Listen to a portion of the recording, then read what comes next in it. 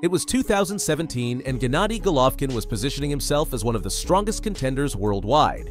Remaining undefeated since his debut, Gennady managed to emulate the energy of the toughest fighters of all time. As a result, the list of potential opponents was long. Any brave warrior longed for the opportunity to be the one to give Golovkin his first harsh reality check, even if it meant risking being added to his already extensive list of casualties. Suddenly, a name captured the attention of the sport's fans: Daniel Jacobs. Jacobs was announced as the next big challenge in Gennady's rise to glory. What transpired in the ring was unprecedented. Welcome. In today's video, you will witness one of the most brutal moments in the professional careers of both Golovkin and Jacobs. Viewer discretion is advised, as the images you are about to see may be disturbing. Gennady Golovkin debuted on May 6, 2006, when he faced Gabor Balog in the ring of the Burgwächter Castle in Dusseldorf.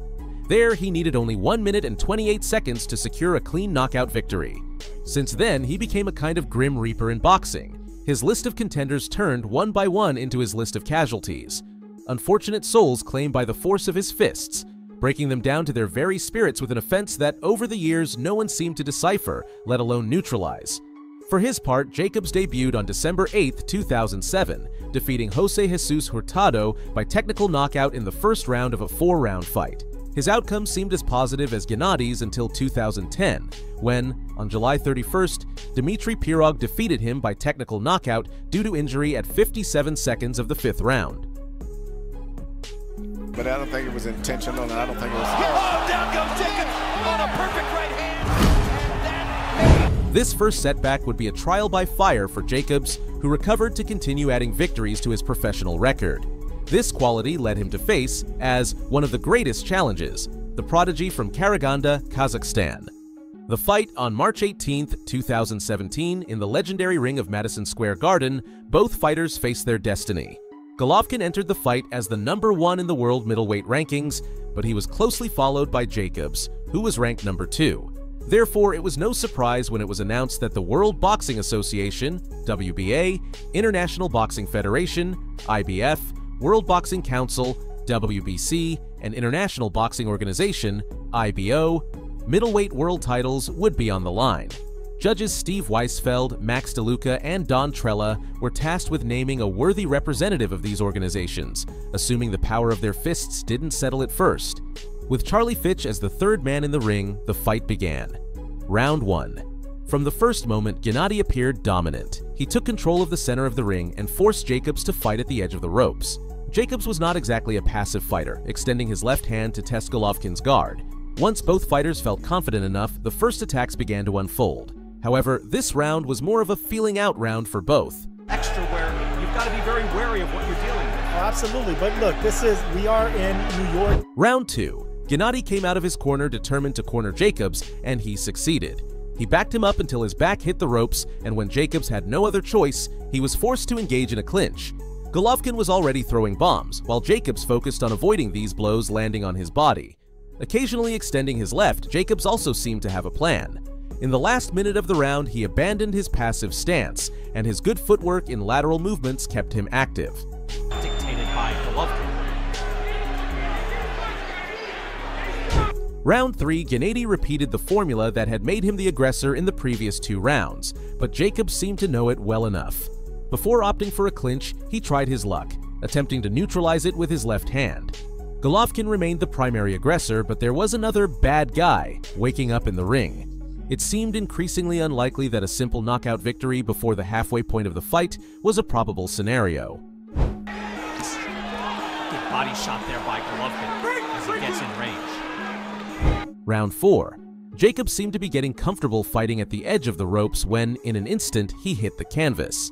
A lethal right hand from Gennady was enough to send him crashing into the ropes and lying on the floor for a few moments. And these discussions. Good right hand, and down goes Jacobs. Golovkin puts Jacobs down. Jacobs got up at the count of 3 but took the mandatory 8 count from Fitch. When he returned to the fight, Gennady's left hand paired with that tenacious right, attempting to break him. Down once again. But Jacobs showed great strength, keeping his guard up and surviving to tell the tale of another round. Fight. He knows that he expected to get hurt. Maybe not drop, but he expected to get hurt. Golovkin goes to the body. Round 5. Jacobs came out of his corner with great caution. Gennady quickly drove him against the ropes and attacked without showing an ounce of mercy. For his safety, Jacobs had no choice but to clinch. Throughout the round, Jacobs tried to launch his own attacks, but Golovkin's aggressive fighting style left little room for another protagonist. Gennady's strength made him appear like an impenetrable fortress against his opponent's punches. Has it taken a round yet, Chris? I gave him the third round. It was close, but 39-36 in favor. Round 6, Jacobs attempted to stay in the center of the ring at the start of the 6th round. However, Gennady advanced like an avalanche, forcing him to retreat. Golovkin's left hand sought to connect with Jacobs' chin at every opportunity, while Jacobs struggled to keep him at a distance and avoid facing him directly. He does that early on here in round number 6 as Golovkin starts to stalk and walk. The first half of the scheduled rounds had definitely not tipped the scales in Jacobs' favor. He needed to change his projection in the eyes of the judges if he wanted even a chance of defeating the Golovkin machine in a decision. That's normally the case. You don't do it to be effective. You do it just to buy some time. Round 7. Jacobs tried to steal the rhythm of the fight from Gennady just before being pushed to his limit once again.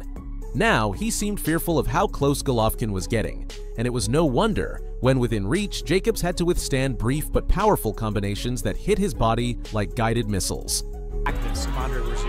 And encouragement as well, even saying good job, and that was a good round 6 for Daniel. Round 8. Any attempt by Jacobs to regain control of the fight was quickly neutralized by Gennady's violent offense. His only chance lay in Golovkin lowering the intensity of his attacks at some point, but Golovkin seemed like a train that didn't know how to stop its march toward victory. Jacobs landed some good body shots during the last minute of the round, but he needed more flashes of offensive brilliance if he wanted to be a real threat to Gennady. Seen Golovkin fight, Jacobs fight. Round 9. Jacobs started by throwing punches, but Gennady quickly responded with his own. As had been the case since the first round, Golovkin had no trouble pushing him to the limit, cornering him at times. From his defensive position, Jacobs didn't seem to know how to counterattack. Thus, sticking to his guard was his safe play. During the final seconds, in the center of the ring, one of the most exciting exchanges of the fight took place so far. Like he did right there. Little giddy up at the step there from Golovkin as he... Round 10, Jacobs seemed more interested in close-range exchanges. With the judge's decision approaching, he knew he had to bring out the heavy artillery to add the final points to his scorecard. Anyone who thought Golovkin would run out of energy in the final stretch was wrong. Gennady showed great stamina, never lowering his guard or the intensity of his offense. Eventually, this led Jacobs to be pinned against the ropes once again. And Golovkin, another thing he does to resemble the great Chavez is... Round 11. Gennady wasn't going to leave any loose ends. He cornered Jacobs, punished him with body combinations, and didn't give him a second to catch his breath. Jacobs tried to keep up, but it was too late. He was far behind and could only follow in Gennady's wake. The punches nearly continued after the bell. Exchange right there. Jacobs took that, and that took well. Big end to Round 12. The final round was worthy of the fighters who starred in it. Tenacious punches flew back and forth from one corner to another, crashes against the ropes, pressure, and the drive of two true warriors fighting for victory. In the last minute of the fight, Gennady sought to reaffirm his triumph.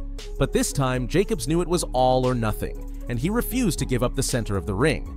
After the final bell, Jacobs collapsed against the ropes near his corner. The exhaustion was real, though he had worked hard throughout the fight to disguise it. With a monster like Golovkin. The Miracle Man drops to his knees after 12 hard rounds. Judges' decision moments of tension filled the air as the announcer took the center of the ring to reveal the results according to the judges' scorecards. Suddenly, the tension was broken. A new champion was crowned. Gennady Golovkin defeated Daniel Jacobs by unanimous decision in the 12th round. Once again, Madison Square Garden was the place where dreams of glory came true. Conclusion: if you've made it this far, remember that the best way to support my content is by leaving a like on the video. Do you think Daniel Jacobs deserved this victory, or did the judges rightfully rule in favor of reason? I'll be reading your thoughts in the comments.